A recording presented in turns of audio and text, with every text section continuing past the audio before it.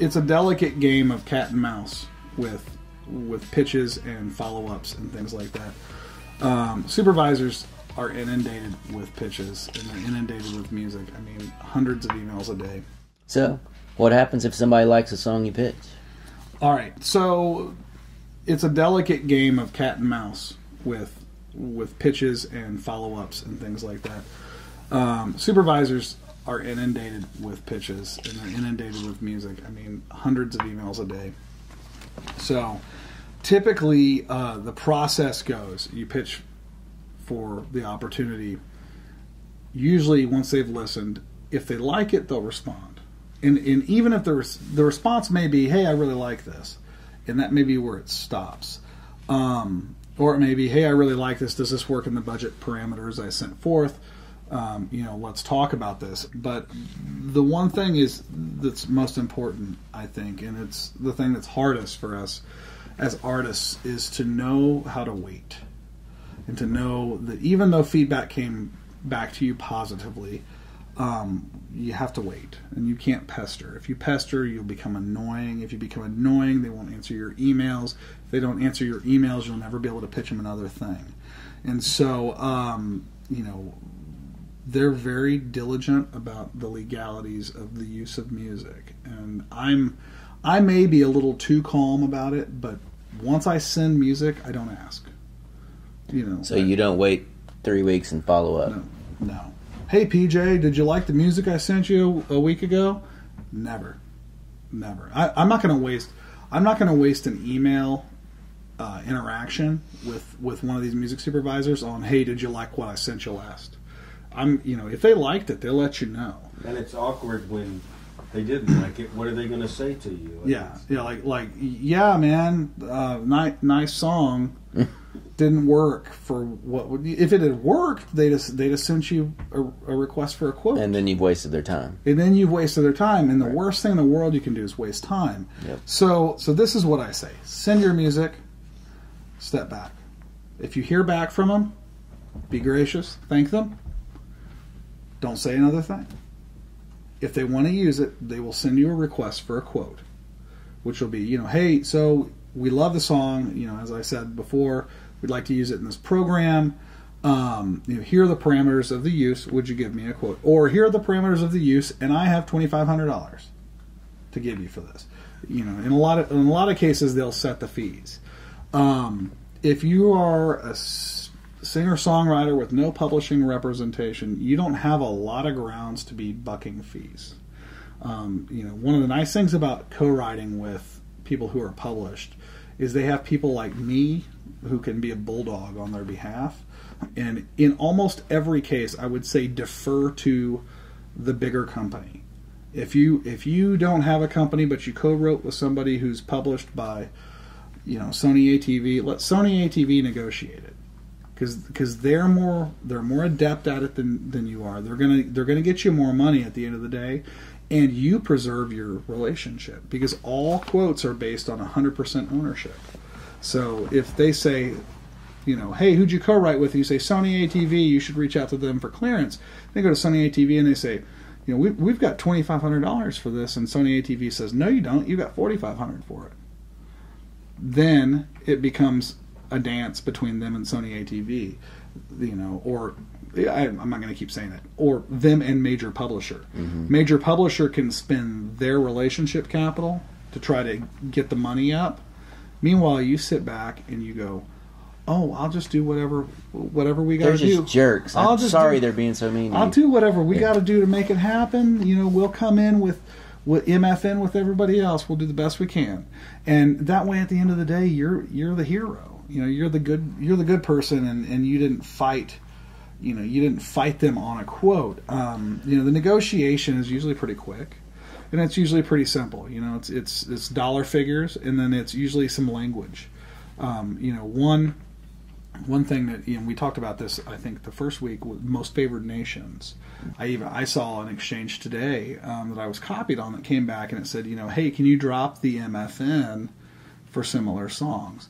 Which is usually a production, trick to try to get you know, to try to be able to pay extra for something that they really want further down the road without ratcheting up all the fees across the season.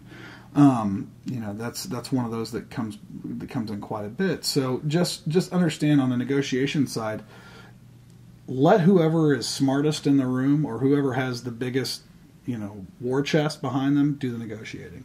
You're in it. You own your 33% of the song or your 50% of the song, regardless, and so you're going to reap those benefits. What if so Jonathan Helfand, who's here in our audience tonight, let's say Jonathan gets a song to a music supervisor, they love it, they send him a quote, and he doesn't have a publisher. Maybe it's something he wrote by himself, or he wrote with another unpublished writer. What do they do in that circumstance?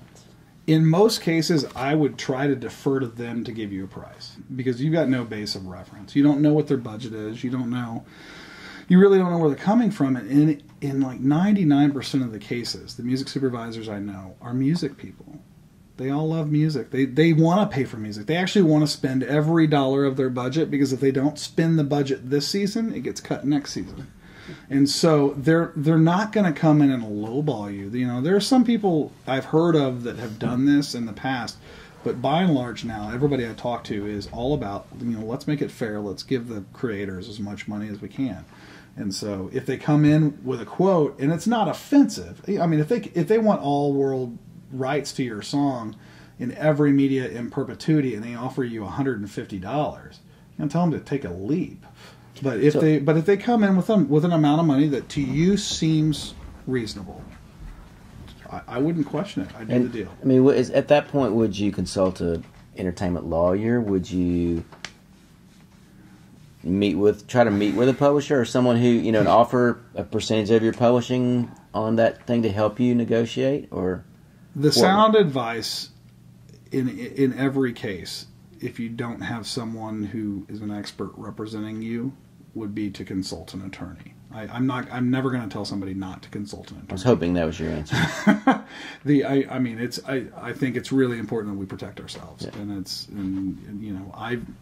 I've gone to sign people who've not had attorneys, and I've said, look, we need to get you a Nashville attorney so that you can be in this discussion and know that your back is watched. You know, I'm glad to give advice wherever advice is needed to the best of my ability. And you could for sure tell somebody who's never experienced this if the deal is in the ballpark. Yeah.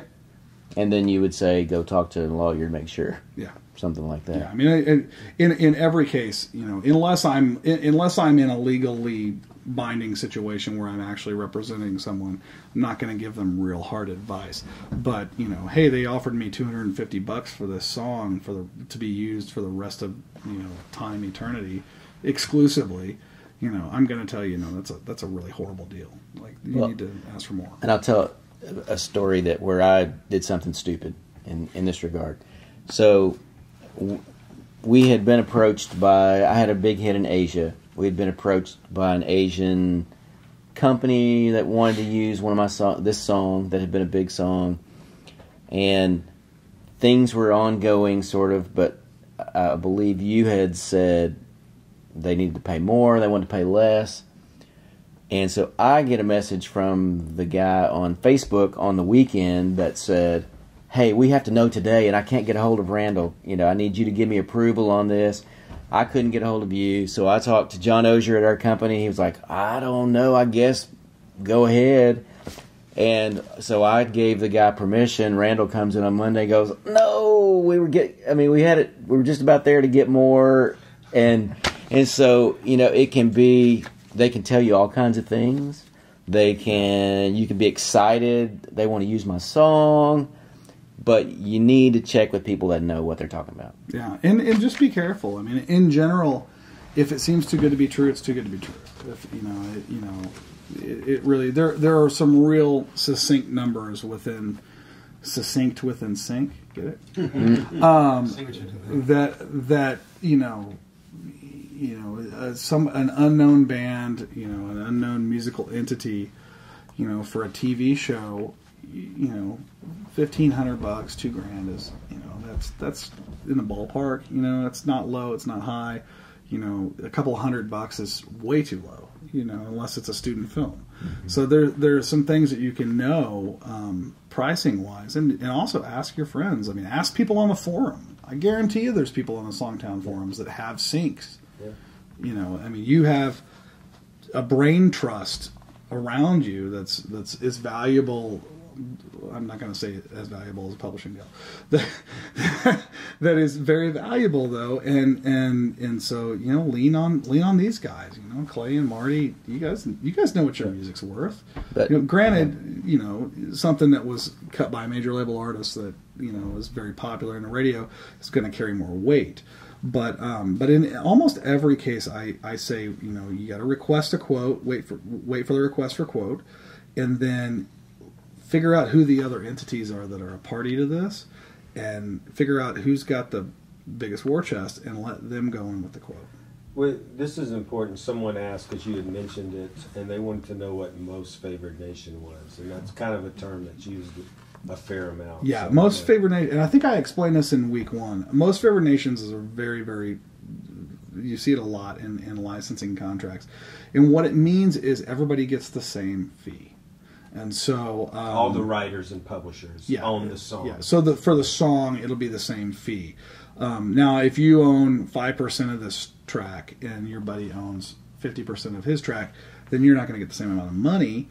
But the per song fees are all the same. And when that usually is invoked is on a project that's a low budget project, like a passion project. Roman Polanski's last film was the Most Favored Nations film. They came out and they said, we've got this much money per track, MFN, take it or leave it. And MFN is take it or leave it. Because if you go in higher than an MFN, what you do is you adjust the entire budget up to your number times the number of songs that were in the project. And so, Most Favored Nations is on you. It's on your side. Which probably means your song will be thrown out. Generally. Yeah. But it's there to protect you. Mm-hmm. It says you're not getting screwed any worse than anybody else. It also means that you're not getting screwed worse than anybody else. That's exactly what it means. I mean, we're all in this together. Yeah, I mean, it really is. But it also it keeps a Sony ATV from negotiating more for their writer than you're getting. So and you're protected pretty safely by the copyright law on that. I mean, negotiations that happen are on a per song basis. They're based on 100% of the copyright, and the dividend there is however many people wrote and who owns what percentages. So, I've never seen a situation where a major publisher went in and said, no, our writers are going to get more, but that writer who had 33% is going to be based on a lower number. That's just not industry standard. They don't do that. But MFN does say that with your singer-songwriter song that you crafted for the SongTown USA sync class is worth as much as that Sony ATV song or that Warner Chappell song that was submitted for the project on a Most Favored Nations project. So it's one of those things. It's a phrase that we love as rights holders. As rights holders, we love it. As people clearing rights, they hate it. but in a lot of cases, it's invoked and it's there to protect everybody. And it's also a way, if you did write a song with a writer from Sony ATV and you're contacted about, if you say, well, hey, I'm going along with what everyone else is MFN going with on. Everybody else. Yeah, then it's a way to sound like you know what you're doing. You make it easy for them. Mm-hmm. So it is an important term for people to know. Yeah, and it's MFN. Nobody ever spells it out as Most Favored Nations. Right. If the person who's requesting it from you doesn't know what MFN means, then they just started. Mm-hmm. So. But yeah, so you wait on those rights holders, and then the final outcome is typically they'll send you a license because you're not equipped to draft licenses. Have your attorney look at it, or your publisher, or whoever is legally bound to do so for you, and then send them an invoice and get paid, which is awesome. The best part of the whole process. Yeah. And how soon do you typically get paid? Because as songwriters on radio, we're used to 9 months later after the you get a check.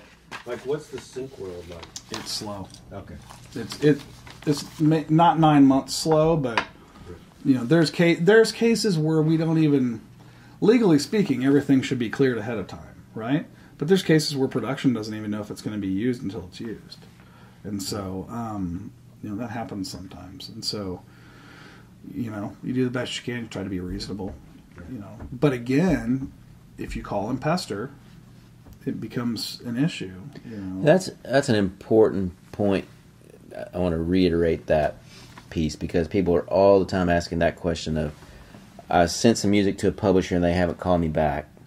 What do I do? And that's just an area you have to be so careful in, because you make one or two too many calls and or emails, and they're just going to stop messing with you altogether, because they will. If they haven't listened to it, you bugging them one more time is not going to get them to listen to it. And no, but at the same time, I have to play devil's avocado here, and that I typically, I'm busy, right? And I have to measure the time I spend in my emails based on what earns my company the most money.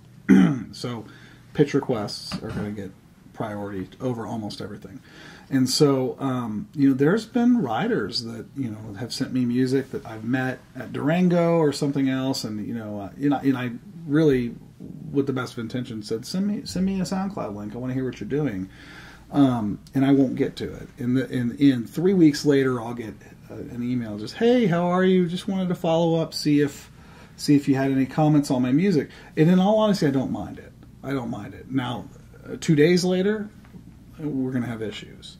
But if a time allotment has passed that is reasonable, more than reasonable, somebody could have gotten through 3 songs. And I think probably that instance too is if they asked you for music, it's a little bit different than True. If you just submitted it. True. So if I'm just submitting kind of unsolicited to a music supervisor that I know,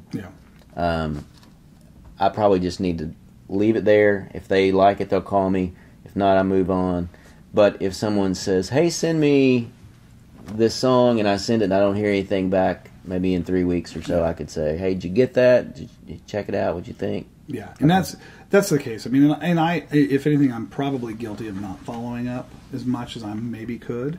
But, I feel like I've got a lot of respect with that group of people as being somebody who doesn't waste their time, doesn't spend time, churning my wheels when there's nothing to be gained from it. So. Right. And I think another point that you made, I think, is important is for people, the more you understand about the business and what someone's job is, the better you're going to be able to work with them. Yeah. So if I understand that you have got to first answer all the pitch requests that you've gotten today, your first priority is to get the Ole writers' cuts, and way on down the list is listening to new music out here in the world, then I can put in perspective, okay, that's maybe why he hasn't gotten to me just yet. So let me wait, let me give him a little extra time. And the more you know about what you're asking someone to do and what their job is, the better you're going to be able to work with them and work within the system. Absolutely.